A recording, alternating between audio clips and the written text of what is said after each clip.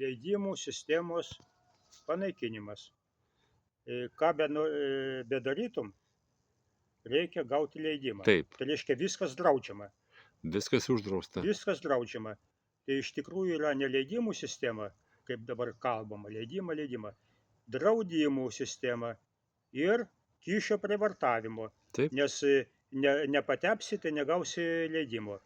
Tai va šitą ir absoliučiai bet ką, netgi pyragą įkepsi, pavyzdžiui, mano žmona moka gerai kepti. Norėsi parduoti, reikia leidimo. Ateis pas tave nemokša kažkoks, nežinantis, nemokantis, kaip ten padaryti šitą dalyką, bet jis turi teisę duoti leidimą. Tai sakau, leidimų sistemos panaikinimas, o leidimas veiklai yra nuosavybė. Va turite lauką savo čia va, jūsų nuosavybė. Ir leidimą pats savo išduodat. Čia galite golfo aikštelę padaryti, ar kokį nors kitą dalyką, ar bulves pasodinti, ar dar ką nors. Ir leidimų iš tikrųjų reikia, bet labai specifinėse srityse. Ir jų labai nedaug. Pavyzdžiui, šiuolaikinė medicina yra neįmanoma be narkotikų. Reikia užmarinti. Tai visą laiką jinai buvo, ne tik tai šiuolaikinė. Taip, bet aš kalbu apie dabartinę. Taip. Jokios operacijos nepadarysi be narkozės. Bet negalima leisti, kad kiekvienas, kas užsimanęs narkotikus gamintų ir nuodytų kitus. Taip. Negalima leisti. Ginklų gamyba.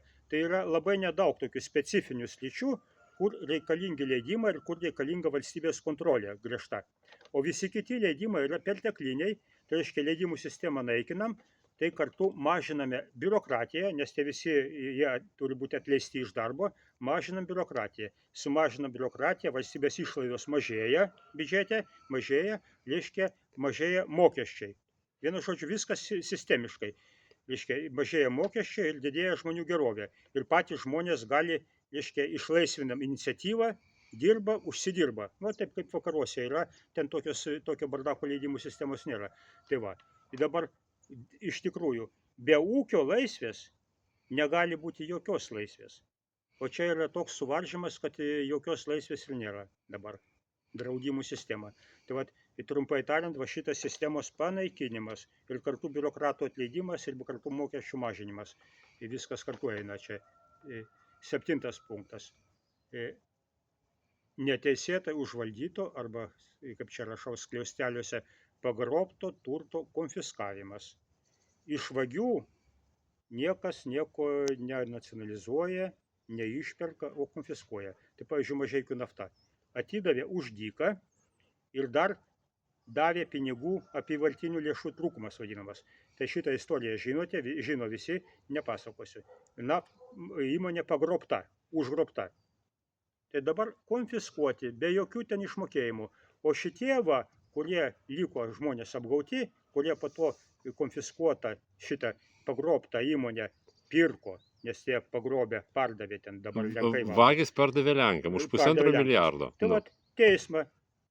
Bet tai ką tai iš tų vagių paimsi dabar, iš kubiliaus, nieko nepaimsi. Teisėsi su vagimis ir iš vagių, nes jie milijardus prisigrobė vagis, iš vagių atimti ir jiems kompensuoti išlaidas.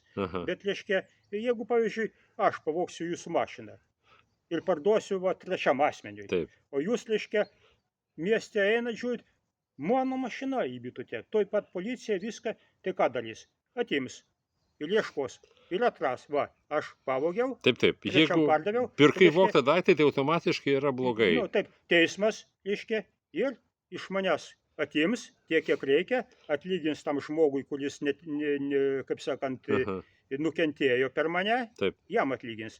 O jūs neturėsite išpirkinėti savo mašinas. Tai va čia tas pats dalykas yra. Taip, labai viskas paprasta. Paprasta viskas. Taip daroma pasaulyje, čia nieko aš neišradinėjau. 8 punktas. Norintiems statytis namą, šeimai 10-15 arų sklypas nemokamai. Ipoteka valstybinė beprocentinė. Beprocentinę ipoteką galima tik tai per valstybinį banką, nes privatus bankai nuplėš po didesnį procentą ir jų niekaip nepriversi. Tai va, dėl ko reikalingas tas valstybinis bankas. Dar vienas punktas. Ipoteka. Dabar, reiškia, gauna šeima